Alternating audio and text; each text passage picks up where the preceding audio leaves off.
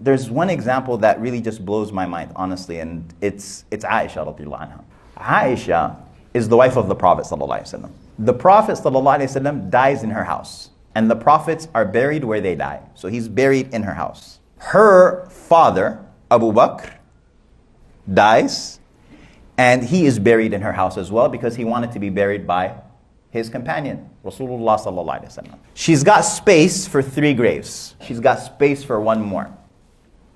Umar is stabbed, and Umar then asks permission from Aisha if he can be buried next to his 2 companions. And Aisha says, "Today I prefer you over myself. I had been saving that spot for me." And then Umar tells his son Abdullah, he says, "After I die, ask Aisha again. Because right now she might be obliging me because I am the Khalifa. But wait until I die, and then after I've died, then I'm just a regular civilian again. And so make sure that you ask her again." And they do, and Aisha radiallahu anha allows for Umar to be buried in that space. Now, could you imagine the weight of that decision on her? That's her husband and that's her father. And she even said that she never used to wear hijab in her own house because it was her father and her husband.